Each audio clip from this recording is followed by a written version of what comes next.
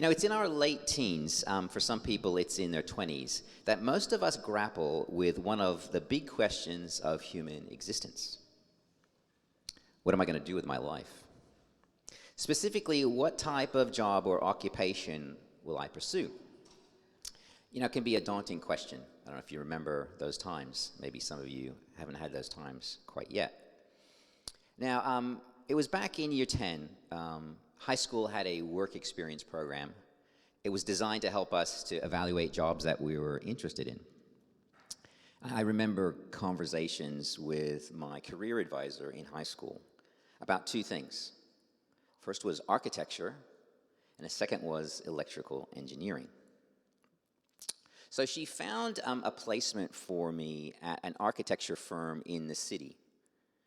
And that was very helpful. I spent a week with the architect there. The architect that I worked with, he almost rolled his eyes when he understood I was interested in studying architecture. He said there's no money in it, and I should reconsider. And he didn't seem to be too happy with his profession, and so it was more his reaction to his job rather than the financial prospects that turned me off architecture.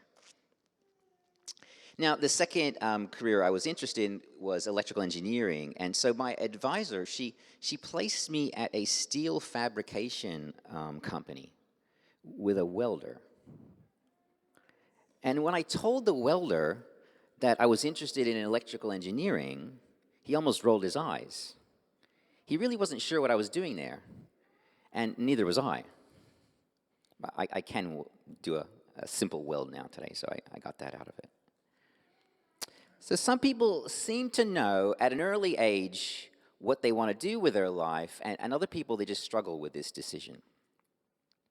You can hear a lot of advice from other people about what to do. This one's quite common. Do what you love. Do what you love.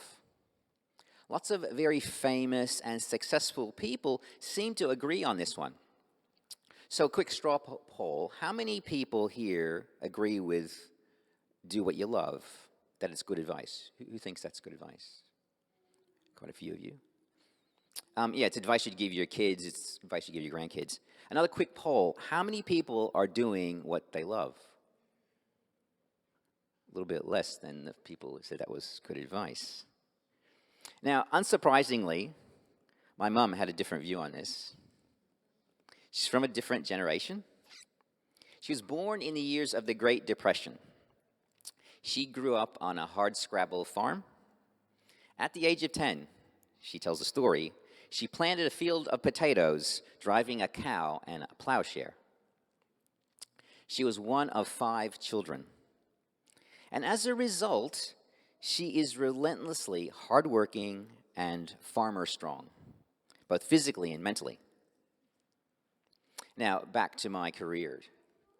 The most interesting subject for me at school was English. I loved to read and I loved to write. My secret ambition was to be a writer. So I put down 2 job choices for tertiary education. The first one was electrical engineering, and architecture was clearly out. That was not good. But I put down journalism.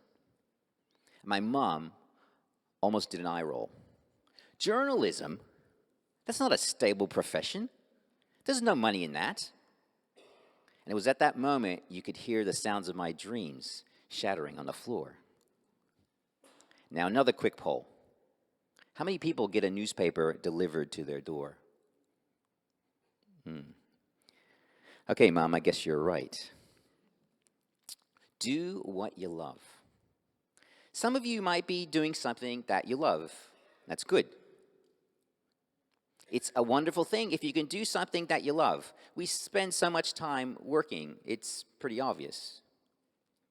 But I can guess that there are others here who are not doing something that they love. Maybe you do something that you just don't hate, and you're making the best of it. It pays the bills, but it's not fulfilling in itself. And I think plenty of people have this experience. We all have different opportunities in life. If you were born in Vietnam or south of Italy or a country town in New South Wales, your choices, they're different. Those options, they depend on who your parents are and what they had in life. So we don't have the same prospects for education or jobs. It's not a level playing field. So what does do what you love mean to people who are poor when their first priority is paying the rent and putting a meal on the table? People who don't have a safety net in case it all goes wrong. Think about the migrant experience. Many of you have parents or grandparents who were migrants, and they told you stories about how hard life was back then. Some of you are migrants yourself. How many of them had jobs that they actually loved? Did this make them unsuccessful? Absolutely not. The Bible has a view on this. Let's take a look at Colossians 3:22.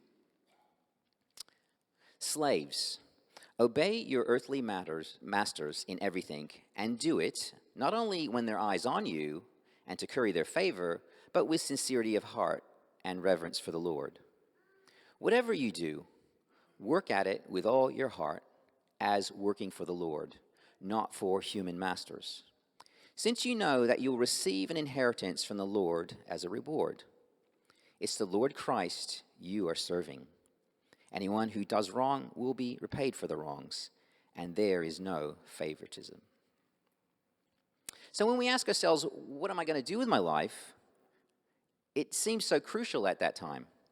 And it's a perfectly natural question. But what Paul says here tells us it's not as important as we think. Christians have a different perspective on what is essential or important in life. Should we do what we love? Maybe we should love what you do.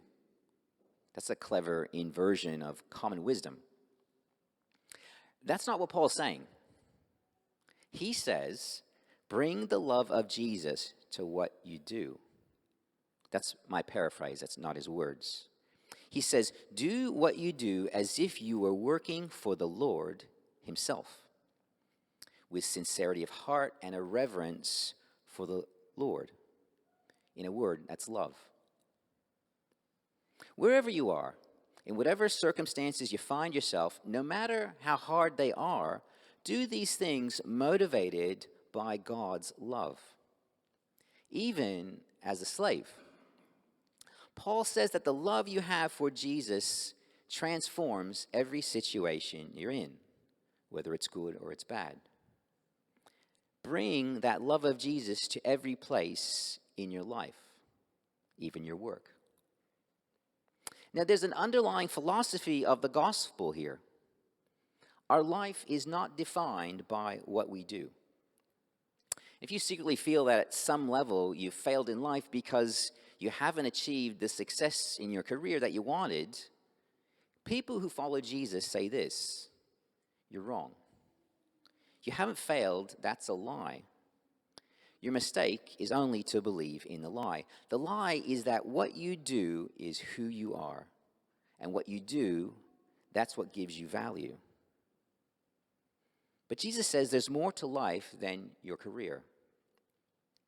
He never asks us, what are you going to do with your life? He asks us something much more important, something more essential to the human existence and to human happiness. And this question, it gets to the core of our being and also our purpose. He asks us, what do you love? Let's stop for a moment and think about this. What do you love? Let me tell you what I love. I love long walks on the beach at the end of the day. I love curling up with a good book by the fire. I love catching waves at the beach on a hot summer's day. I love the sound of heavy rain drumming on a tin roof. I love pizza with beer with friends on a Saturday night. That was actually my dating profile before I met my wife. That's not true. I dated prior to the internet. Back in those days, we just threw rocks at each other to let each other know we were romantically involved. That list is not truly what I love. Those are my interests. They're my preferences. That list is also the kind of person I want you to think I am, right? Maybe it's a shallow image of the kind of person I want to be. What do you love? We've been talking about the subject of God's love for 5 weeks now. We talked about 4 kinds of love and agape, the highest love. We have heard about how God himself is love. We've looked at love and forgiveness, and we explored the question, where does love lead? And it's time we asked ourselves the question, what do we love? Jesus says this to any person who follows him. This is 1 John 2, verse 15. Do not love the world or anything in the world. If anyone loves the world, love for the Father is not in them. For everything in the world, the lust of the flesh, the lust of the eyes, and the pride of life, comes not from the Father, but from the world. The world and its desires, they pass away, but whoever does the will of God lives forever. It's a well-known passage. Some people, including some Christians, they misunderstand what Jesus is trying to say here. When Jesus speaks about the world, he doesn't mean the physical world or material reality. In fact, in the text, he explains himself. He's talking about a worldview or a human perspective which says human desire is the highest form of good. That's the world. When we choose to be gods ourselves in place of the true God, that idea should sound familiar, right? It's the first sin. And because it's a way of human thinking, it embeds itself in the products of human effort, that is, our society and our culture and our entertainment. That's why he calls it the world. It's all connected. And within that perspective, he identifies 3 kinds of harmful belief. The first is the lust of the flesh. Most people assume he's talking about sex, but that's not true. He's talking about those who believe that the pursuit of physical pleasure, that's the highest good. The word that's translated as lust in the original Greek, it means hot for. It includes sexual activity, but it also includes food and drink and other forms of physical pleasure. Now, God's not against physical pleasure. He created it. He's against the elevation of physical pleasure as a highest good, which then it controls our behavior. It's a form of idolatry, placing something or anything before God. It says God is my physical pleasures. The second destructive belief is the lust of the eyes. Though it's associated with the lust of the flesh, its main focus is wanting things that aren't ours to have.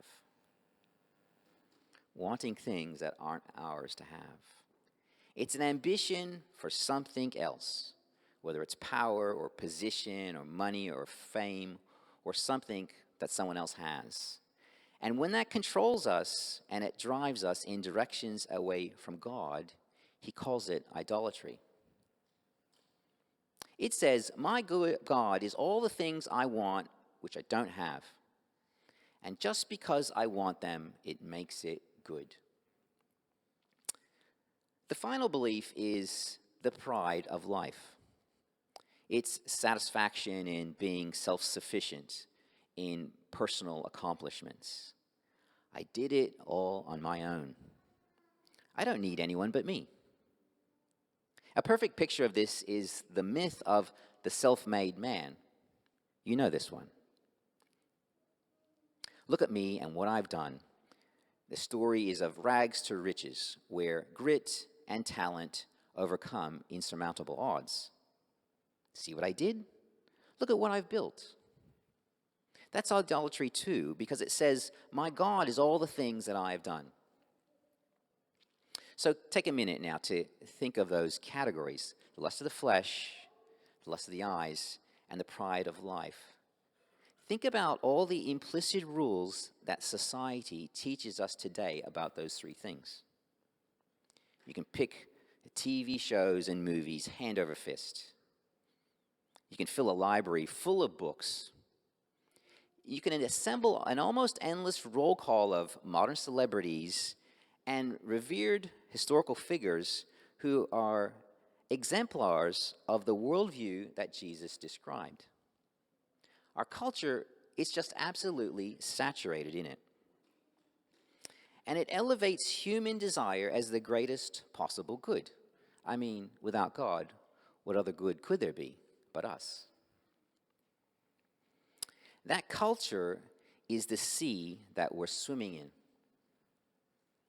Now, we can't help where and when we're born. That's inescapable. But I worry we've stopped seeing it for what it is. There's this well-known joke. There are these two young fish swimming along, and they happen to meet an older fish swimming the other way, who nods to them and says, "Morning, boys. How's the water?" And the two young fish swim on for a bit, and then eventually one of them looks over to the other and says, "What's water?" What's water? They swim in it every day. And when we do that, it becomes invisible to us. The world that Jesus describes is sometimes hidden from our vision. And Jesus says, open your eyes, take a look around you. It's everywhere to be seen. Don't let it drown you. Don't let it suffocate the life of the Spirit, which I place within you. Don't accept that embedded belief of false assumptions that society teaches you every day. It all seems so natural, so fundamental, and accepted that we don't even think to question them. Look, I imagine there's three obvious responses to what I'm saying right now. Number one, Andrew, I hear what you're saying. We're all going to hell in a handbasket. It's time we return to old-fashioned Christian values. Second one is, Andrew, you're just getting old. Once you hit 50, it's all cranky pants talk about the good old days and how this generation is going to hell in a handbasket. And number three, did he just say hell in a handbasket? In response to number three, yes, I did. In my defense, it's a very old expression. One of the earliest examples was a sermon in 1841. So I'm just quoting a preacher. I don't even understand the logic about hell in a handbasket, why a handbasket, but anyway. When Jesus said, do not love the world or anything in the world, he was attempting to lift the shades from our eyes. It was a problem for the early church. It was also a problem for our parents who follow Jesus. It's a problem for us today. Every generation has to see the water that it swims in. Yesterday's water wasn't better or clearer than today's water. It might be different, but the lust of the flesh, the lust of the eyes, and the pride of life are from the same root cause. They are symptoms of the fundamental nature of sin, which we all carry. Some Christians think that the solution is just to get out of the water. So they try and distance themselves from the world. They isolate themselves. They build walls to keep the water out. I can just imagine a line of people passing sandbags along one by one. If we just keep up the hard work, we can build a wall and keep the water out. But that's not really an answer. And it's been tried time after time. We always get wet. It's not just the world that's the problem. The problem exists in us because the world's in us too. It's part of our nature. What do you love? Jesus told his followers, and he tells anyone who's willing to listen, don't love this life. In John 12:25, anyone who loves their life will lose it, while anyone who hates their life in this world will keep it for eternal life. If you love your life in this world, eventually you're going to lose it. All the cars and the toys and the houses you accumulate will disappear. Every promotion you get, no matter how well-deserved, each successful project you complete is hardly worth writing on your gravestone. All the beautiful clothes, the exotic holidays, every exhilarating experience, every proud accomplishment will fade away like old photos on the wall. So will your beauty and your intelligence, along with your health and your strength. Who will remember us in 100 years? And would it be even worthwhile if they did? What do you love? If this is the only life you've invested in, you'll have nothing but ashes when it comes to an end. But if you surrender your life and turn it to Jesus, if you, in a way, you hate your life in comparison to how much you love the life of Jesus, then your future life is assured with him. That's what he promised us. Will God be God? Or will we continue to be little gods in our own little worlds? The love that God pours out on us is astonishingly generous. The Psalms say his faithful love, it reaches to the sky. And Paul says in Ephesians 3:17, and I pray that you, being rooted and established in love, may have power together with all the Lord's holy people to grasp how wide and long and high and deep is the love of Christ. How wide and long and high and deep is the love of Christ. And to know this love that surpasses knowledge, that you may be filled to the measure of all the fullness of God. What does Paul pray? That we grasp how wide and long and high and deep is the love of Christ. It's because he knows that when we understand this, not merely in our intellect, but deep in our hearts, in our spirit, that we will be changed. Love changes you. God's love changes you. It never leaves you the same. Love gives you new eyes to see. And once you see, you cannot unsee. When we truly grasp the extent of God's love for us, we're transformed. His love's undeniable. It's inescapable. It's utterly compelling. When understood and then accepted, his love for us naturally creates a love for him in return.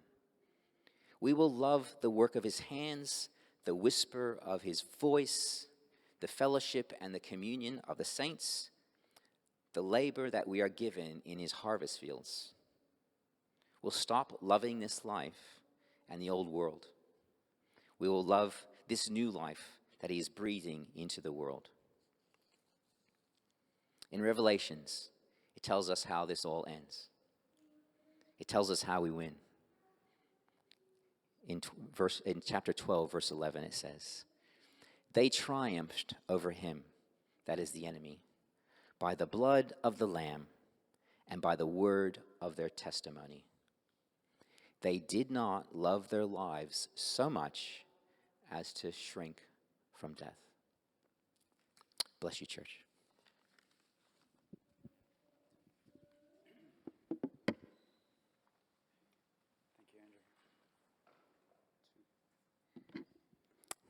Thank you. Wow, that was a very amazing message. That was like, to me, I feel like I was driving down the road and you see those billboards that say, you can't unsee